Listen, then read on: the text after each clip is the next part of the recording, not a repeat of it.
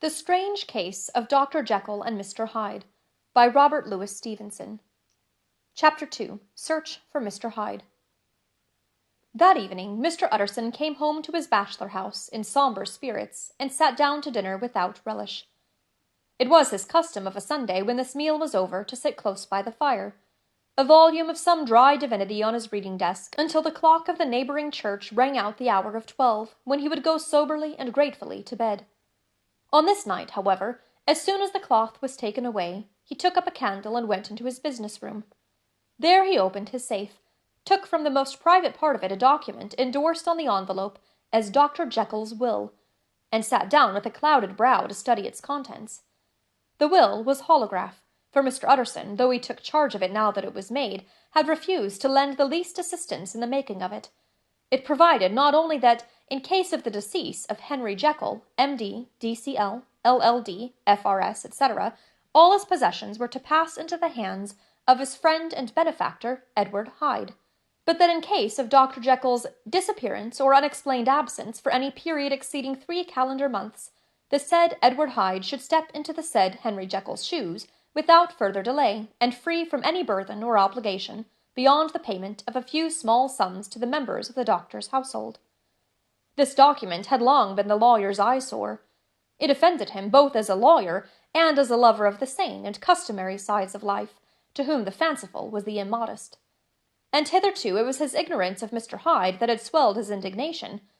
Now, by a sudden turn, it was his knowledge. It was already bad enough when the name was but a name of which he could learn no more. It was worse when it began to be clothed upon with detestable attributes, and out of the shifting, insubstantial mists that had so long baffled his eye, there leaped up the sudden, definite presentiment of a fiend. "I thought it was madness," he said, as he replaced the obnoxious paper in the safe, "and now I begin to fear it is disgrace." With that he blew out his candle, put on a greatcoat, and set forth in the direction of Cavendish Square, that citadel of medicine, where his friend the great Dr. Lanyon had his house and received his crowding patients. If anyone knows, it will be Lanyon, he had thought. The solemn butler knew and welcomed him. He was subjected to no stage of delay, but ushered direct from the door to the dining-room where Dr. Lanyon sat alone over his wine. This was a hearty, healthy, dapper, red-faced gentleman, with a shock of hair prematurely white, and a boisterous and decided manner. At sight of Mr. Utterson, he sprang up from his chair and welcomed him with both hands. The geniality, as was the way of the man, was somewhat theatrical to the eye, but it reposed on genuine feeling. For these two were old friends, old mates both at school and college, both thorough respecters of themselves and of each other, and, what does not always follow, men who thoroughly enjoyed each other's company. After a little rambling talk, the lawyer led up to the subject which so disagreeably preoccupied his mind. "I suppose, Lanyon," said he, "you and I must be the two oldest friends that Henry Jekyll has." "I wish the friends were younger," chuckled Dr. Lanyon, "but I suppose we are. And what of that? I see little of him now." "Indeed," said Utterson. "I thought you had a bond of common interest." "We had," was the reply, "but it is more than 10 years since Henry Jekyll became too fanciful for me. He began to go wrong in mind, and though, of course, I continue to take an interest in him for old sake's sake, as they say, I see and I have seen devilish little of the man. Such unscientific balderdash," added the doctor, flushing suddenly purple, "would have estranged Damon and Pythias." This little spirit of temper was somewhat of a relief to Mr. Utterson. They have only differed on some point of science, he thought, and being a man of no scientific passions, except in the matter of conveyancing, he even added, "It is nothing worse than that." He gave his friend a few seconds to recover his composure, and then approached the question he had come to put. "Did you ever come across a protégé of his? One Hyde?" he asked.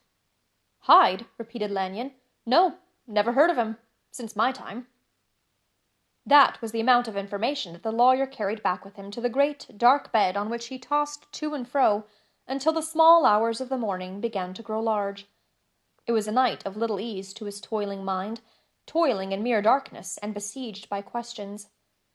6 o'clock struck on the bells of the church that was so conveniently near to Mr. Utterson's dwelling, and still he was digging at the problem. Hitherto it had touched him on the intellectual side alone, but now his imagination also was engaged, or rather enslaved. and as he lay and tossed in the gross darkness of the night and the curtained room, Mr. Enfield's tale went by before his mind in a scroll of lighted pictures. He would be aware of the great field of lamps of a nocturnal city, then of the figure of a man walking swiftly, then of a child running from the doctor's, and then these met, and that human juggernaut trod the child down and passed on regardless of her screams. Or else he would see a room in a rich house, where his friend lay asleep, dreaming and smiling at his dreams, and then the door of that room would be opened, the curtains of the bed plucked apart, the sleeper recalled, and lo, there would stand by his side a figure to whom power was given, and even at that dead hour he must rise and do its bidding. The figure in these two phases haunted the lawyer all night, and if at any time he dozed over, it was but to see it glide more stealthily through sleeping houses, or move the more swiftly and still the more swiftly, even to dizziness, through wider labyrinths of lamp-lighted city, and at every street corner crush a child and leave her screaming. And still the figure had no face by which he might know it. Even in his dreams it had no face, or one that baffled him and melted before his eyes, and thus it was that there sprang up and grew apace in the lawyer's mind a singularly strong, almost an inordinate curiosity to behold the features of the real Mr. Hyde. If he could but once set eyes on him, he thought the mystery would lighten and perhaps roll altogether away, as was the habit of mysterious things when well examined. He might see a reason for his friend's strange preference or bondage, call it what you please, and even for the startling clause of the will.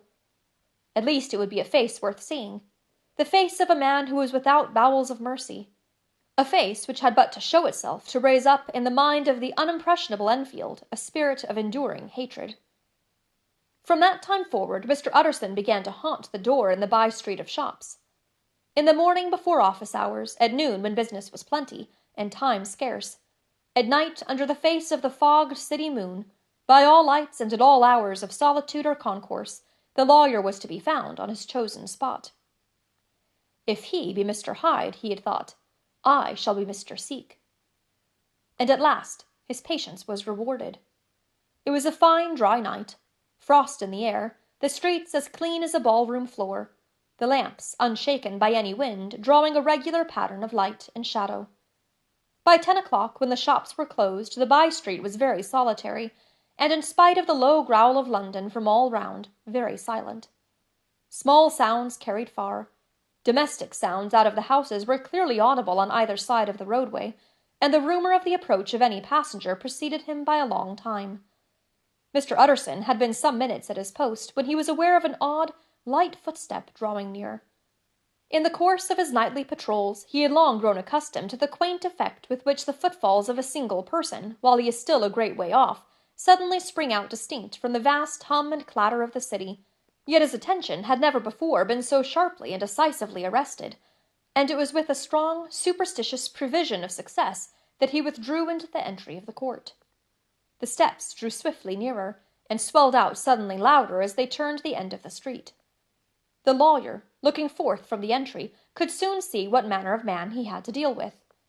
He was small, and very plainly dressed, and the look of him, even at that distance, went somehow strongly against the watcher's inclination.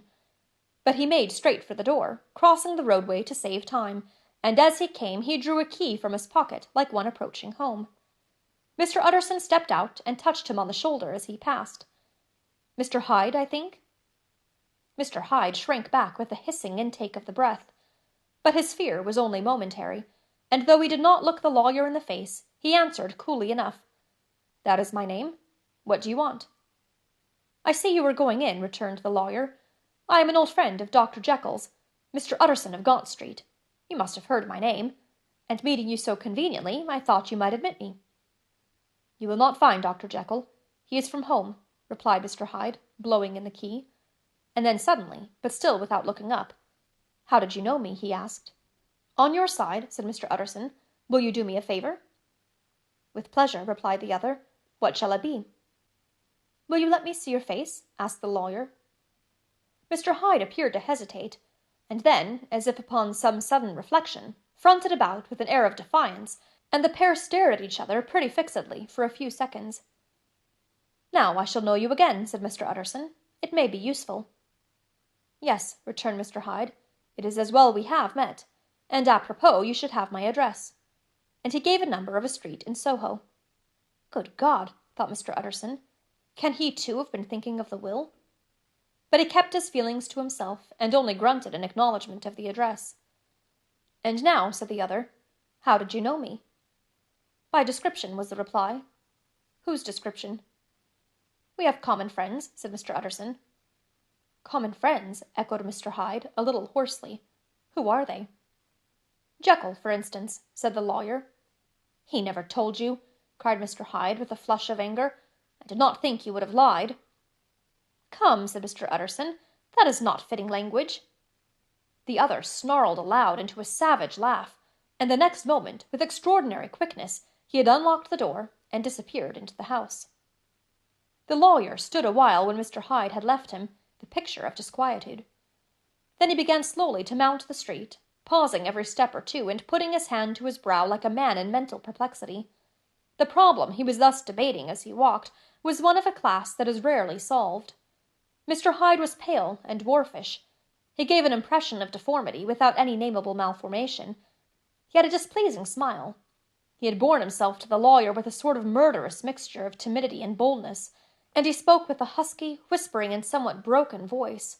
All these were points against him, but not all of these together could explain the hitherto unknown disgust, loathing, and fear with which Mr. Utterson regarded him. There must be something else, said the perplexed gentleman. There is something more if I could find a name for it. God bless me, the man seems hardly human. Something troglodytic, shall we say? Or can it be the old story of Dr. Fell? Or is it the mere radiance of a foul soul that thus transpires through and transfigures its clay continent? The last, I think. For, oh my poor old Harry Jekyll, if ever I read Satan's signature upon a face, it is on that of your new friend. Round the corner from the by-street there was a square of ancient, handsome houses, now for the most part decayed from their high estate, and let in flats and chambers to all sorts and conditions of men, map engravers, architects, shady lawyers, and the agents of obscure enterprises. One house, however, second from the corner, was still occupied entire, and at the door of this, which wore a great air of wealth and comfort, though it was now plunged in darkness except for the fanlight, Mr. Utterson stopped and knocked. A well-dressed, elderly servant opened the door. "Is Dr. Jekyll at home, Poole?" asked the lawyer. "I will see, Mr. Utterson," said Poole, admitting the visitor as he spoke into a large, low-roofed, comfortable hall, paved with flags, warmed, after the fashion of a country house, by a bright open fire, and furnished with costly cabinets of oak. "Will you wait here by the fire, sir? Or shall I give you a light in the dining-room?" "Here, thank you," said the lawyer, and he drew near and leaned on the tall fender. This hall, in which he was now left alone, was a pet fancy of his friend the doctor's, and Utterson himself was wont to speak of it as the pleasantest room in London. But tonight there was a shudder in his blood. The face of Hyde sat heavy on his memory. He felt, what was rare with him, a nausea and distaste of life, and in the gloom of his spirits he seemed to read a menace in the flickering of the firelight on the polished cabinets and the uneasy starting of the shadow on the roof. He was ashamed of his relief when Poole presently returned to announce that Dr. Jekyll was gone out. "I saw Mr. Hyde go in by the old dissecting-room door, Poole," he said. "Is that right, when Dr. Jekyll is from home?" "Quite right, Mr. Utterson, sir," replied the servant. "Mr. Hyde has a key." "Your master seems to repose a great deal of trust in that young man, Poole," resumed the other musingly. "Yes, sir, he do indeed," said Poole. "We have all orders to obey him." "I do not think I ever met Mr. Hyde?" asked Utterson. "Oh dear, no, sir. He never dines here," replied the butler. "Indeed, we see very little of him on this side of the house. He mostly goes and comes by the laboratory." "Well, good night, Poole." "Good night, Mr. Utterson." And the lawyer set out homeward with a very heavy heart. Poor Harry Jekyll, he thought. My mind misgives me he is in deep waters. He was wild when he was young, a long while ago to be sure, but in the law of God there is no statute of limitations. Aye, it must be that, the ghost of some old sin, the cancer of some concealed disgrace, punishment coming, pede claudo, years after memory has forgotten and self-love condoned the fault. And the lawyer, scared by the thought, brooded a while on his own past, groping in all the corners of memory, lest by chance some jack-in-the-box of an old iniquity should leap to light there. His past was fairly blameless, Few men could read the rolls of their life with less apprehension, yet he was humbled to the dust by the many ill things he had done, and raised up again into a sober and fearful gratitude by the many that he had come so near to doing, yet avoided. And then, by a return on his former subject, he conceived a spark of hope. This Master Hyde, if he were studied, thought he, must have secrets of his own. Black secrets, by the look of him. Secrets compared to which poor Jekyll's worst would be like sunshine. Things cannot continue as they are. It turns me cold to think of this creature stealing like a thief to Harry's bedside. Poor Harry, what awakening! And the danger of it, for if this Hyde suspects the existence of the will, he may grow impatient to inherit. Ay, I must put my shoulder to the wheel, if Jekyll will but let me, he added. If Jekyll will only let me. For once more he saw before his mind's eye, as clear as a transparency, the strange clauses of the will.